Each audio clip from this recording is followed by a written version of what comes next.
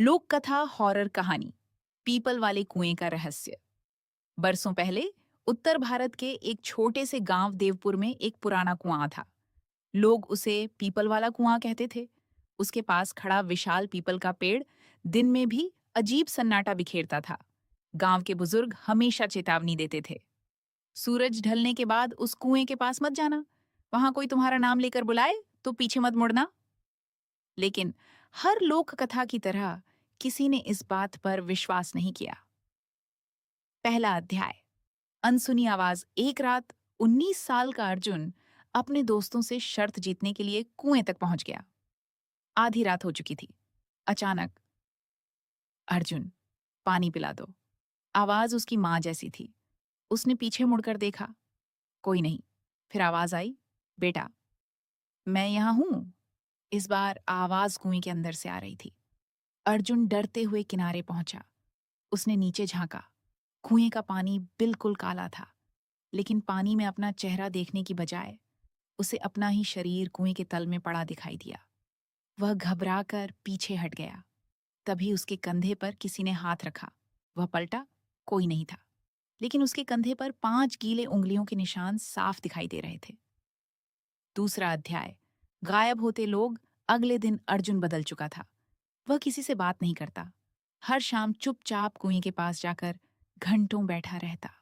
एक सप्ताह बाद वह अचानक गायब हो गया। गांव वालों ने बहुत खोजा, लेकिन केवल उसके गीले पैरों के निशान कुएं तक मिले, वापस आने के नहीं। अब गांव में हर साल कोई न कोई उसी तरह गायब होने लगा। तीसरा अध्याय। बूढ़ी दादी का रहस्य। गांव की सबसे बुजुर्ग दादी ने आखिर सच बताया। सैकड़ों साल पहले इस गांव में भयंकर सूखा पड़ा था।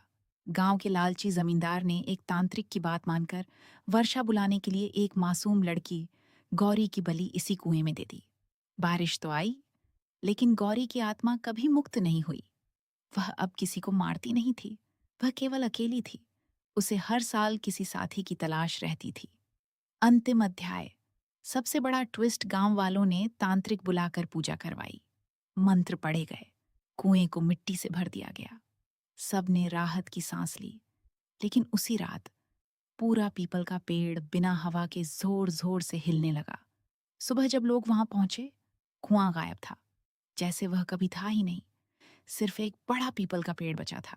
उसके तने पर ताजा उभरे शब्द थे, अब मैं नीचे नहीं रहती। गांव वालों ने कांपते हुए ऊपर देखा। पेड़ की सबसे ऊंची डाल पर सफेद कपड़ों में बैठी एक लड़की मुस्कुरा रही थी। उसकी गोद में अर्जुन बैठा था। दोनों ने एक साथ नीचे देखा और एक ही आवाज में कहा, अब अगला कौन आएगा। उस दिन के बाद से गांव में जो भी शाम के बाद उस पीपल के पेड़ के नीचे अपना नाम सुनकर ऊपर देखता, वह कभी घर वापस नहीं लौटा। कुछ लोग कहते हैं, आज भी अगर किसी सुनसान गांव में पीपल के पेड़ के पास आपका नाम कोई फुसफुसाकर पुकारे, तो जवाब मत देना। हो सकता है कोई इंसान नहीं, बल्कि वही सदियों पुरानी प्रतीक्षा आपको